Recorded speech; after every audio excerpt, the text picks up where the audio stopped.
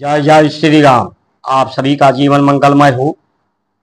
जिस तरह से प्राकृतिक दुख, शारीरिक दुख, बीमारियां, आर्थिक दुख और असंतुलन, प्राकृतिक असंतुलन, आर्थिक असंतुलन, सामाजिक असंतुलन, असमंजस, विषम परिस्थितियां होती जा रही हैं।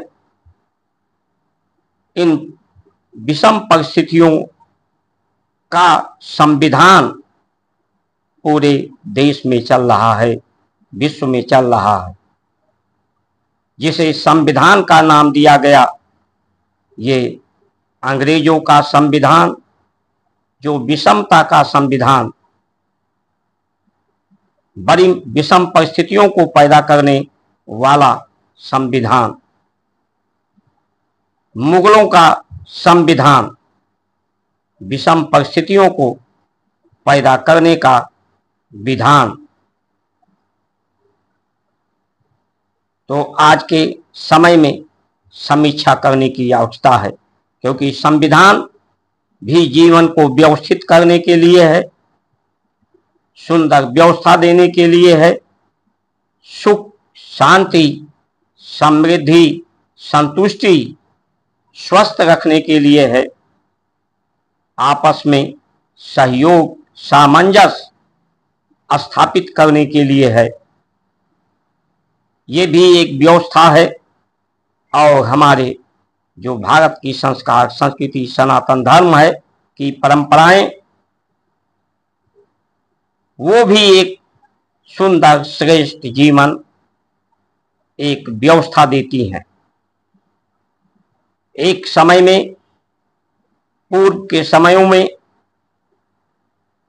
यही परंपराएं ही हमारी पूरे जगत का संविधान हुआ करती थी।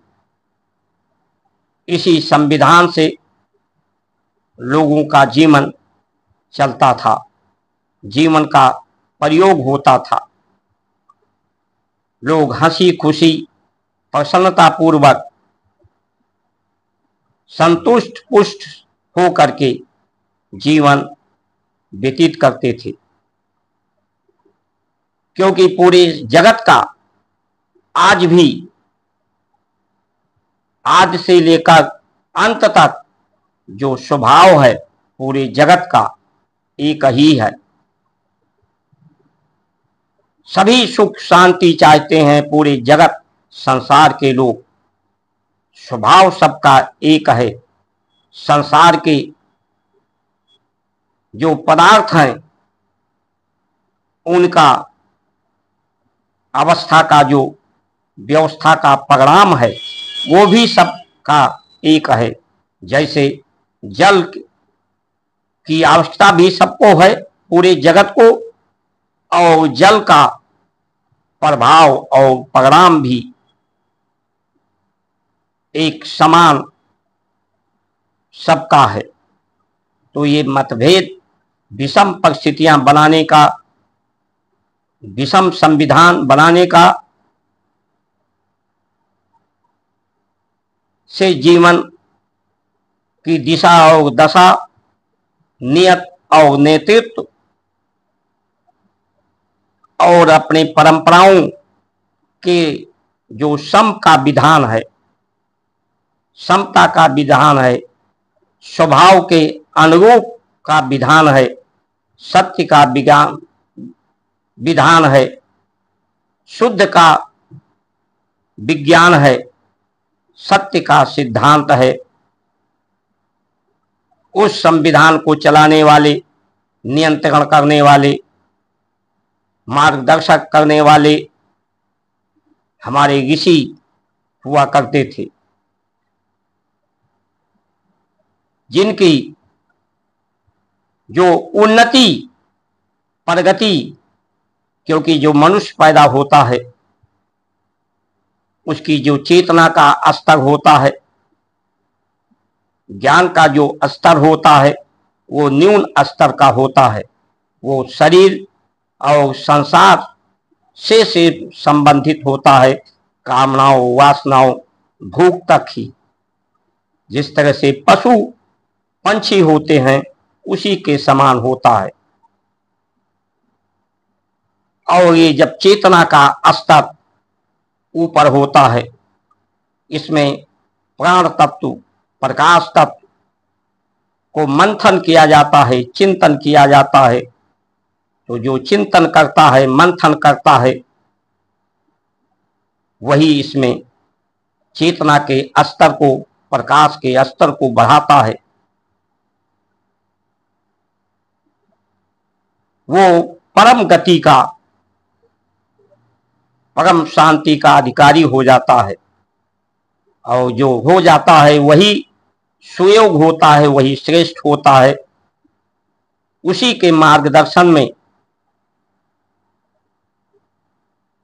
जीवन चलना चाहिए और उसे उसकी संसार की कामनाएं वासनाएं भोग वृत्तियां समाप्त होती हो जाती हैं। उसकी संसार की ज्यादा से ज्यादा सुविधा साधन की आवश्यकता ही नहीं पड़ती। जो परम गति वाले होते हैं, श्रेष्ठ होते हैं, शांति गति वाले होते हैं, वो इस संविधान को समानता के विधान का नियत करते हैं। वही शुभ चिंतक होते हैं, वही मित्र होते हैं, सहयोगी होते हैं, वही नियंत्रण करने वाले होते हैं। ये हमारे संतुलन का संविधान, क्योंकि जो जीवन है वो मध्य का है। आदि जो है, आदित्य हम सूर्य को कहते हैं। जहां गर्मी प्रकाश प्रखंड है वहां जीवन नहीं है। और जहां पूर्ण शांति है, यानी जब शरीर पूर्ण रूप से शांत हो जाता है, प्राण की गति नहीं होती, या कहें एक तत्व के तीन अवस्थाएं होती हैं, एक ठोस, एक द्रव, एक गैस। ठोस अवस्था जल की, बर्फ की होती है। बर्फ पर जीवन नहीं होता। और जो भाप होता है, गर्मी होता है, वहां भी जीवन नहीं होता। तो जीवन मध्य की अवस्था है, दोनों में संतुलित, अति गर्मी अति शीतलता के मध्य की जो अवस्था है वो जीवन की अवस्था है। दोनों अवस्था को संतुलित साधने पर जीवन की अवस्था बनती है। प्रसन्नता, संतुष्टता की, सामंजस्य का, संतोष की अवस्था, स्वस्थ रहने की अवस्था बनती है। जो पदार्थ पांच तत्वों का महाभूत संयुक्त संरचना, यौगिक संरचना, पांच तत्वों का, महाभूतों का और तीन अवस्थाओं का, ये यौगिक संरचना, ये संसार और ये शरीर है। इसमें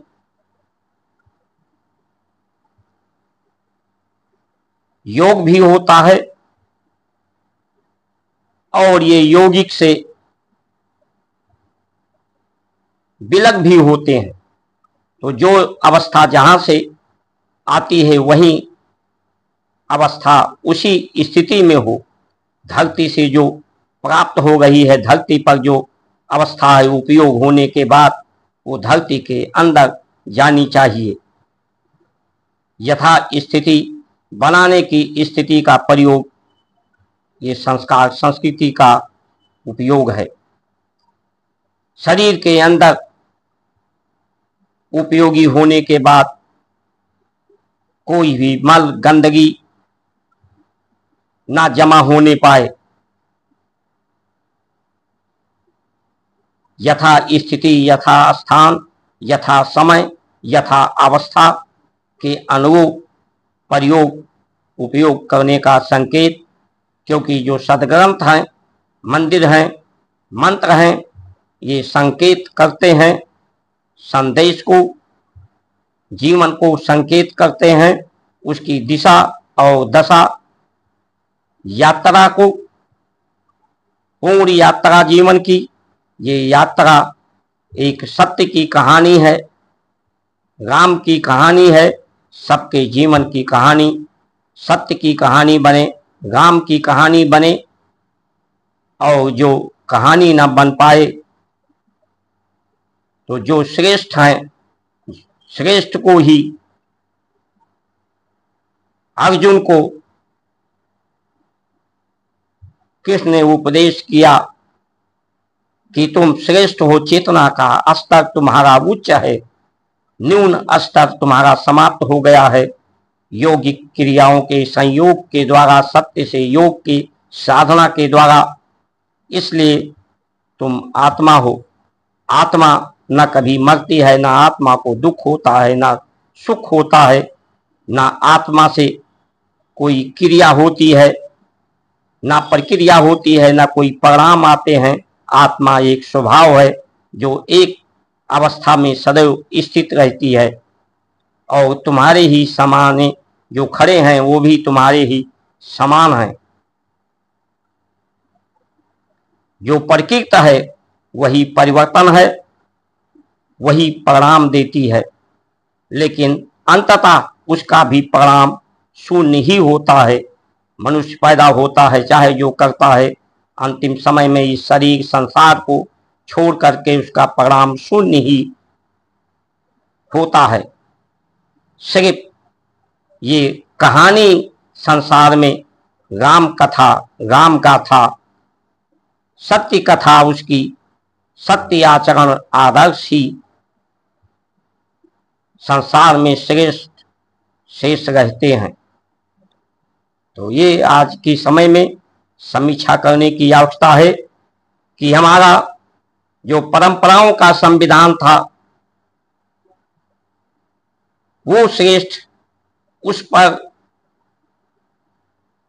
उसके द्वारा हमारे जीवन का नियंत्रण, जीवन की पद्धति, जीवन की शैली जो सुखद शांति प्रदान करने वाली है, उसका हम पालन करें, आत्मनिर्भर बने। क्योंकि ऋषियों ने जो हमारे अभ्यास दिया है, अनुभव दिया है, अनुशासन दिया है कि हम वक्त रख करके पानी पर भी अपना जीवन पानी पीकर भी रह सकते हैं, कम से कम संसार को उपयोग करके भी अच्छा जीवन जी सकते हैं। यहाँ तक कि हम समाधि की अवस्था में, पूर्ण शांति की अवस्था में, जमीन के नीचे हमारे ऋषि गड्ढा खोद करके ऊपर से मिट्टी से ढककर नीचे गड्ढे में रहते थे।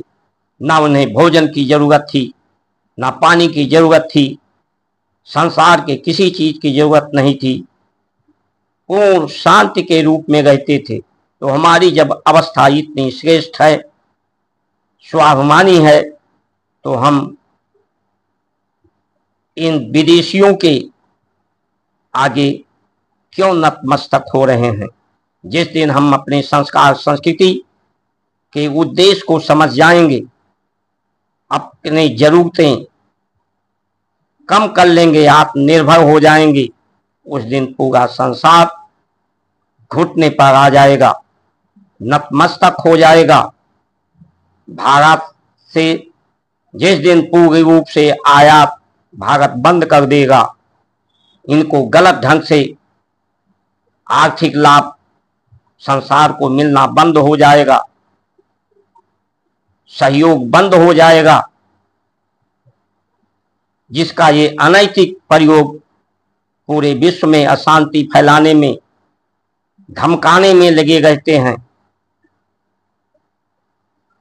और ये दुख संसार में होता तभी है जब सत्य का संविधान नहीं होता है, सम का संविधान नहीं होता है, विषम का संविधान, विषमता का संविधान, अंग्रेजों का संविधान हमारे देश में या पूरे विश्व में इस समय दो ही संविधान चल रहे हैं, या तो मुसलमानों का संविधान या तो अंग्रेजों का संविधान, जो विषमता का संविधान चल रहा है, जो इंद्रियों, कामनाओं, वासनाओं, मनुष्य के शरीर, संसार तक ही सीमित, जो सीमित सुविधा, साधन, सीमित समय तक सुख देता है, सीमित लोगों को देता है, आर्थिक संतुलन, प्राकृतिक संतुलन, शारीरिक संतुलन, प्राण की गति का संतुलन को बिगाड़ देता है। इसलिए दुख विषम संविधान के कारण पूरे संसार में बढ़ रहा है, और दुख बढ़ ही इसलिए रहा है कि सत्य के संविधान को, सत्य के सुमिरन को हमने छोड़ दिया है। सुमिरन का मतलब ही होता है स्मरण, कि उस सत्य को स्मरण करें, उसके चरित्र को, चिंतन को, तो उसके अनुरूप हमारा चिंतन शुभ चिंतन हो जाए, हम सबके शुभ चिंतक हो जाएं, तो ये दुख बढ़ेगा तो लोगों को सुमिरन लोग करेंगे दुख की अवस्था में। तो दुख की अवस्था बढ़े और सुमिरन करें, उसके पहले ही हम लोगों को सचेत होकर के पहले से ही सुमिरन कर लेनी चाहिए, और आने वाले समय में ये विषम संविधान, विषमता का संविधान, गुलामी का संविधान, इंद्रियों, कामनाओं, भोग वासनाओं का संविधान पूरे विश्व से समाप्त होने वाला है। और भारत की संस्कार, संस्कृति, परंपराएं, जो यथार्थ संविधान है, यही संविधान पूरे जगत में, यही संविधान चलेगा, इसी से सबका जीवन चलेगा, क्योंकि ये सत्य सिद्धांत है, और सत्य कभी, स्वभाव कभी अपना सिद्धांत छोड़ता नहीं है। इन्हीं वचनों के साथ आप सभी का सुमंगल कामना करते हुए, जय श्री राम।